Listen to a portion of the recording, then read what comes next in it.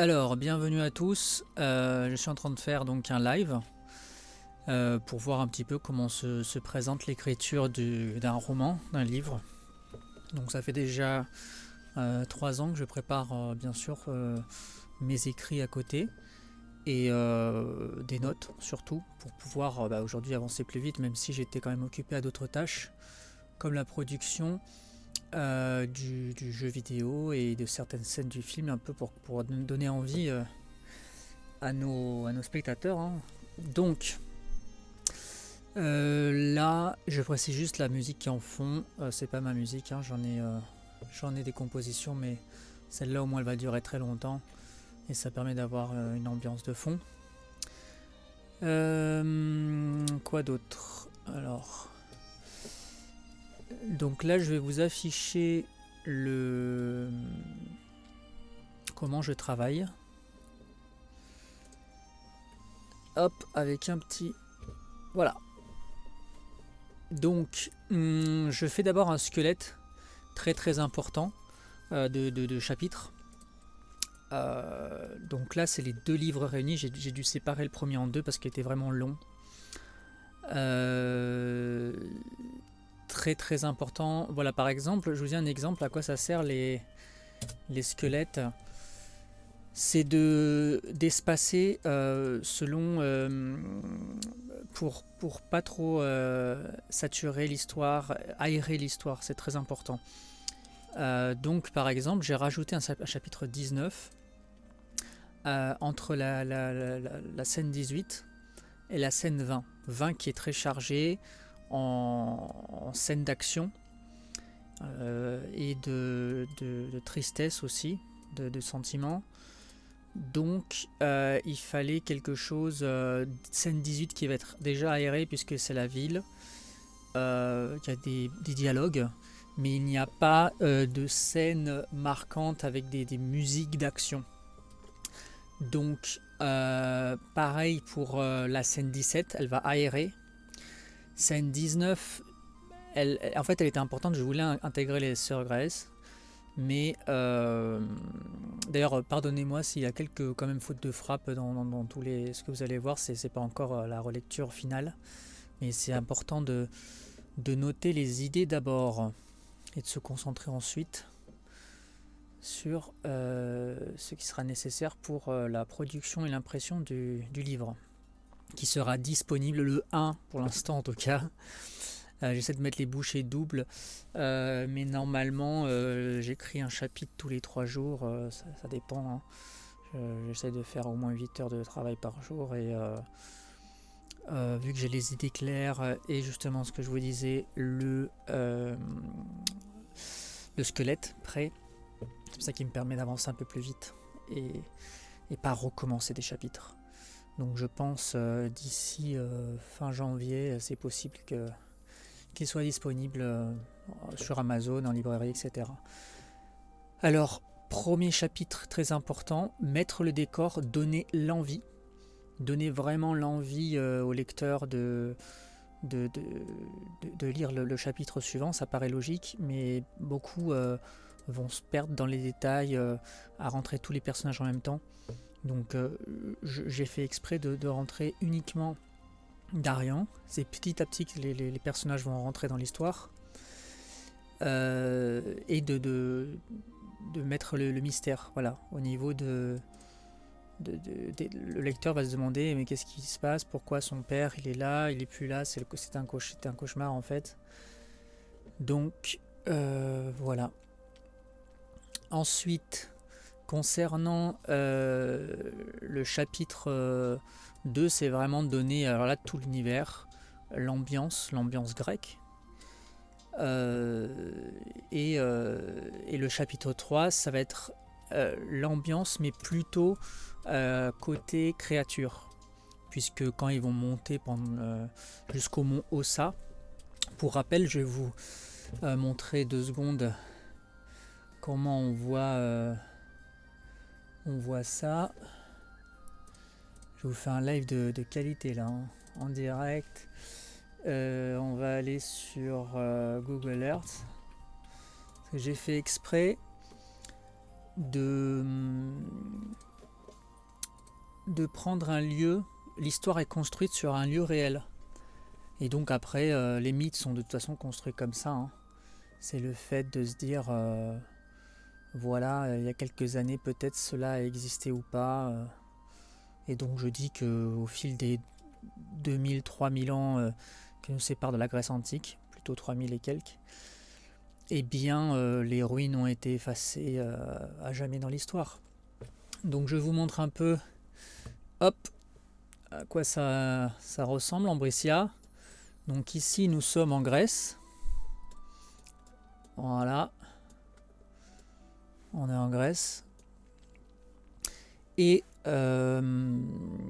directement en Grèce, pas très loin du mont Olympe.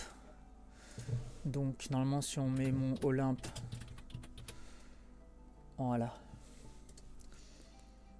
Ça va être ici. D'accord.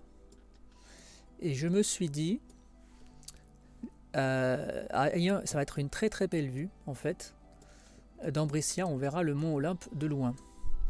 Et il faut savoir que pas très loin du mont Olympe, donc qui est là-bas, Ambrissia se trouve ici. Actuellement, il y a une petite ville, un petit village, mais autrefois c'était le port d'Ambrissia avec cette digue. Je vous montrerai après sur le logiciel 3D comment j'ai conçu, reconstitué tout ça.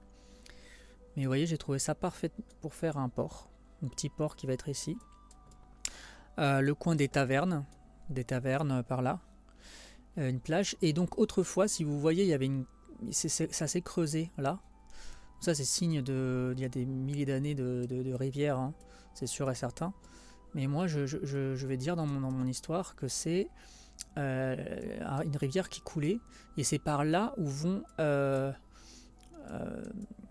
cheminer et faire l'ascension vers l'école des magiciens, l'école d'Ambrissia, là où Darion va étudier la magie.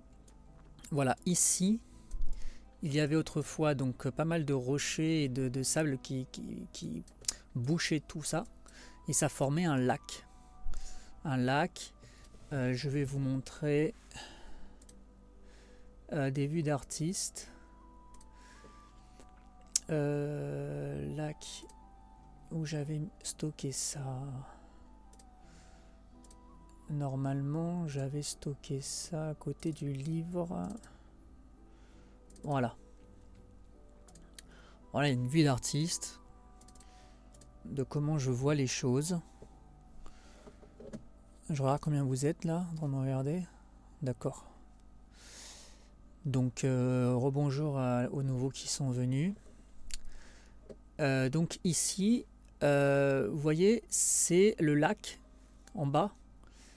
Et derrière, il va y avoir le mont Ossa, normalement un peu moins haut, moins pointu. Je corrigerai ça.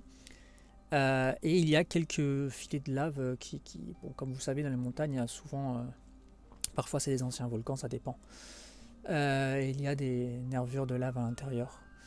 Donc ici, c'est le lac. Et ici, vous avez là, exactement, sur cette colline, le château des magiciens, donc Ambrissia, et avec là sur le côté droite, là un petit peu une petite coulée de lave. Mais c'est super parce qu'il y a vraiment des endroits mystérieux de cachettes qui sont tout en haut du mont Ossa, voilà. Et on a une super belle vue sur le mont Olympe, voilà. Mont Olympe, très très beau, là où les dieux grecs étaient demeurés là-bas, étaient représentés. Donc voilà déjà pour ça. On revient à nos moutons. Là, il y a les... donc comme je vous disais, le trajet de Mont Ossa, c'est un vrai mont géographiquement situé en Grèce. Et donc cette traversée va vraiment montrer des créatures étranges et très intéressantes. Je vais vous en montrer quelques-unes. Alors, hop. Donc, voici une créature pendant l'ascension de Mont Ossa. Et chaque créature appartient à un élément spécifique. Et dans le dans le chapitre 3. Donc j'en ai fait 3 versions, mais on va dire que celle-là, ça doit être la dernière. Et hop. Je vais vous trouver le passage. La brume qui monte. Alors. Les pierres. Ravin de vent. Voilà, cœur racine. Donc hop, on revient et on voit ici. C'est toujours intéressant. Il y avait une phrase. L'escalier taillé en falaise. Ah, je suis allé trop vite. C'est plutôt par là, en bas des lucioles. Parce qu'après, il y a un passeur au niveau du lac qui est assez intriguant. Donc, hop, avant les pierres. Voilà. Et donc, les professeurs qui les accompagnent, par exemple Jonas, qui dit ça va à 5 heures racine. Et c'est vrai que ça fait flipper parce qu'il est là, il ne bouge pas, vous voyez. Et il attend comme ça, les enfants, les élèves passent devant en silence. Et avec les commentaires des professeurs. Donc, voilà ma stratégie, comment je fais ça. On revient au niveau du squelette et du chapitre 4, voilà. Donc ici, je regarde juste combien vous êtes, c'est des nouveaux. Re-bienvenue. Donc j'ai dû inverser quelque chose au niveau de mon chapitre 4 et 5 parce que je voulais vraiment en mettre plein les yeux sur le chapitre 5 et clôturer la cérémonie. En fait, ne pas commencer par en mettre plein les yeux et finir doucement. Donc je veux vraiment faire du crescendo avec un pic de spectacle, parce que ça va être vraiment un très beau spectacle, le chant de Ressia. Je vais vous le mettre, vous allez voir en direct, vous allez écouter, parce que je l'ai composé. Et ensuite, ça va redescendre doucement. Voilà, chapitre 6, un élève en retard sur sa magie. Donc là, on rentre un peu sur les cours de magie, des descriptifs, et rentrer dans le monde un petit peu de ce que c'est. Voilà. Ensuite, qu'est-ce que je voulais dire ? Et voilà, dans le chapitre 7, on repart un petit peu sur l'intrigue, sur la tragique, des quelques disputes, et là où la fuite, où lui part. Darian se sent incompris par ses peurs et ses cauchemars, et il décide de partir. Donc je vais vous faire écouter là la chanson, juste après. Là, concernant le 4, pourquoi j'ai fait ça? Donc c'est parce qu'il va y avoir une présentation. Déjà on voit l'école, c'est super grand, c'est impressionnant pour les élèves.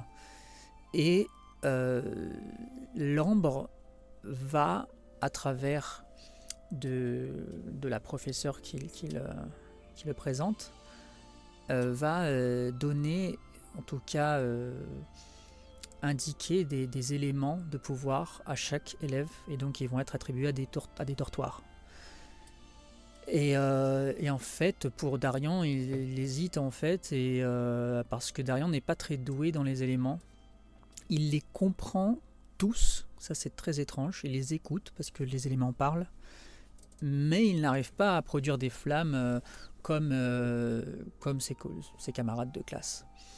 Que ce soit des flammes ou de l'électricité, bon, produire un élément en particulier sur sa paume, il n'y arrive pas. Et c'est pour ça que le chapitre 6, c'est un peu un élève en retard sur sa magie. Donc, hop, je mets pause à ça, je vais vous faire écouter... parce que à force de faire des dossiers, le projet grossit. Heureusement que je range tout, hein, je vous le dis. Donc, cérémonie chant. Squelette sur lecture.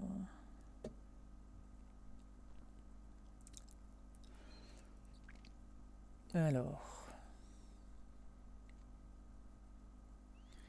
je vais voir si je peux vous le faire écouter directement sur mon logiciel de composition.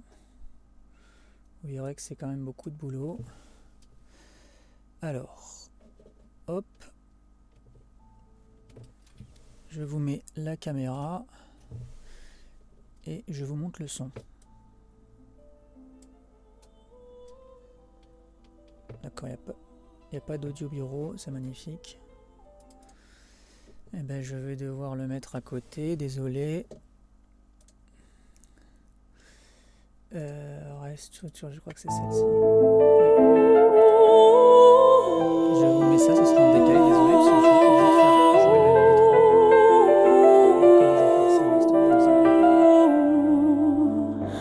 Quando chiudi gli occhi il fuoco Les paroles, je les ai écrites en italien. Parlo con voi figli, veglia sul sogno nato in voi,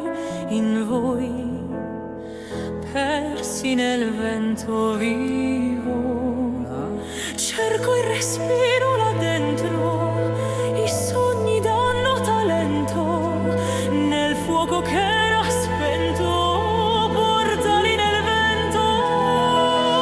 Sogno, tieni i loro cuori nel tuo soffio, se smarriscono vento guidali e chiama nel sogno che nasce qui, tra fuoco e ghiaccio il ritmo segna il loro passo sul sentiero, nelle tue mani non li smarrir, io canterò finché sarò strumento, perché veglio se il sogno cade giù, traccia ogni passo verso la terra, non li smarrir, io canterò per voi. Solo un sogno, se sogno cade non posso tacere. Sogno,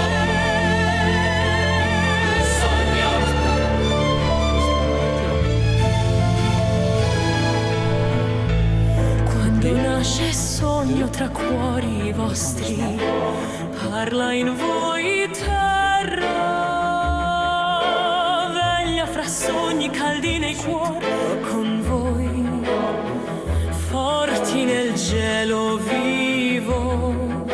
Sento il silenzio che parla, vento guida vostri passi, nel sogno caldo si cresce, stringili nel cerchio.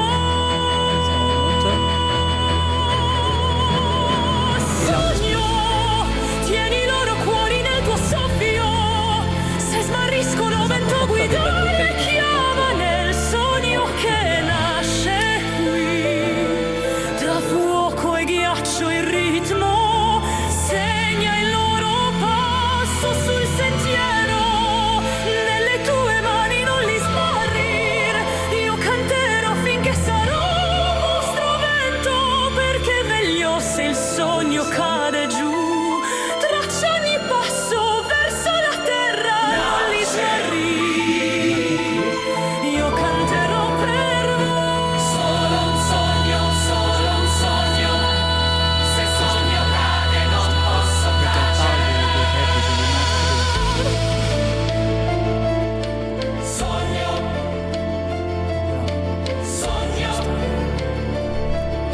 se sogno cade non posso tacere. Sogno. Et voilà, là je conclue sur ça en 3 minutes et quelques. Mais vous voyez, c'est une belle scène pour clôturer le chapitre 5. Et c'est pour ça que j'ai voulu en mettre plein les yeux. Mais avant d'en mettre plein les yeux sur ce genre de chapitre, il faut toujours faire des vagues, des va-et-vient. Il ne faut pas maintenir l'intensité trop haute, parce que sinon le lecteur, en tout cas le spectateur, va se lasser. Et c'est bien de jouer sur les contrastes. Très très important, le contraste. Alors, bienvenue à ceux qui sont là. Je vois des nouveaux. Donc, Voilà, on va pas tarder trop sur ce premier live. J'aurais déjà fait quand même 1 heure. Et pour la prochaine fois, on fera plus, on fera mieux. Là, c'est axé sur l'écriture du livre. Comme je vous l'ai dit, le plus important, moi, c'est de le sortir vraiment sur Amazon et en librairie. Et au moins, après, on va se lancer sur des scènes de films, production 3D. Il y a mon associé aussi qui prépare Darian sur Blender. Ça va vous plaire. La conception de tout ce qui est 3D, les textures, etc. C'est tout un monde, hein. Moi, je m'occupe l'écriture du livre et après, sur une Unreal Engine, vraiment de coordonner les personnages et de faire un... Comment ça s'appelle ça? Mise en scène, quoi. Donc, je remets un petit peu un truc de fond. Hop. Donc là, pour finir ce live, je vais vous parler de le chapitre 5 que je vous ai dit. Le chapitre 10, pareil, comme c'est vraiment pour descendre l'intensité, parce que on a souvent tendance à vouloir trop en faire. Donc il faut y aller doucement, pas trop de scènes qui marquent. Il faut varier. Donc là, la 9, c'est une scène où Aiko est malade, fiévreux, etc. Donc 10, on va rester tranquille.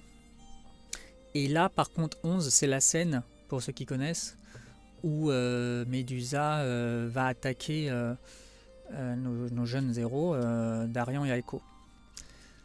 Donc la scène 12, elle va être un peu plus tranquille. Très très important. Et bon, ils vont connaître un nouveau personnage qui est le Phénix. Donc c'est des personnages secondaires mais qui ont son importance dans l'histoire. Faut pas mettre tout le monde au même plan. Mettre que des personnages principaux et les mettre partout. C'est ce que j'expliquais à Mickaël la dernière fois, c'est vraiment de hiérarchiser l'importance de chaque personnage. On peut pas mettre 5-6 personnages principaux. Et même, je vais vous dire des personnages qui sont assez importants. Ça va vous plaire, vous allez voir. Parce que là, j'ai fait quelques vues d'artistes de... Hop là, Elina. Elina qui est la petite... comment dire ça, chippie, qui arrête pas d'embêter... je vais vous dire qui, Rillian, qui est là. Qui n'arrête pas de dire des conneries aussi, mais c'est une touche d'humour dans cette histoire tragique. Et ça va vraiment apporter une touche de légèreté. C'est vraiment important. En tout cas de mon point de vue. Donc là, hop, je vous remets ça.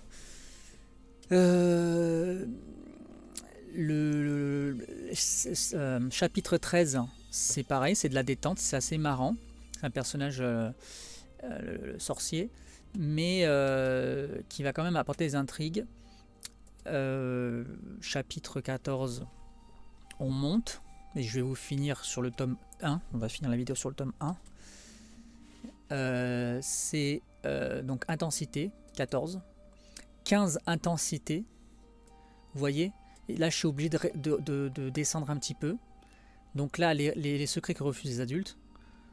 Donc le temple de l'eau, les professeurs et les anciens, voilà, ils discutent avec Darian, mais ça reste un moment où il n'y a pas de personnes blessées ou autre, c'est fini, c'était dans le chapitre d'avant, et on redescend, et tout doucement, on repart sur l'intrigue que Lyriana, finalement, la gardienne d'Ambressia, aide Darian à repartir en secret, puisqu'elle accepte son désir de sa quête, en fait, qui est un peu incomprise par tout le monde. Voilà, merci d'avoir vu ce live. Et donc, moi je vais travailler de mon côté, après dormir, parce qu'il faut un peu dormir. Et on se revoit pour une prochaine vidéo. Au revoir.